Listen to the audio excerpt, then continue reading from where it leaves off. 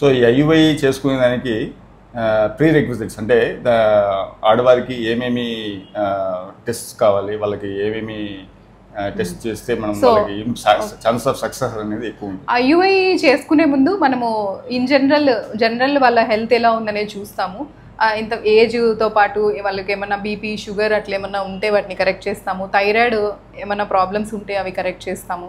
అట్లా మిగిలిన హార్మోన్ టెస్ట్లు చేస్తాం. కొంతమందికి హైపర్ ప్రొలాక్టినిమియా ఉంటుంది. అలా ఉన్నప్పుడు ఎగ్ క్వాలిటీ తక్కువ ఉండే అవకాశం ఉంటుంది. సో ప్రొలాక్టిన్ ఏమన్నా కరెక్ట్ చేస్తాము. దాంతోపాటు మనం ట్రాన్స్వెజనల్ స్కాన్ చేస్తాం. ఎగ్ రిజర్వ్ ఎంత ఉంది, అండాశయం ఎలా ఉంది, గర్భాశయం ఎలా ఉంది, సో అవన్నీ చూస్తాం అనమాట. సో ఎగ్ నెంబర్ తెలుస్తుంది మనకి స్కాన్లో. దాంతోపాటు ఫాలోపియన్ ట్యూబ్ టెస్ట్ చేస్తాం. సో మనం ఇందాక చెప్పుకున్నట్టు tubes are very important egg sperm కలుసుకోవడానికి.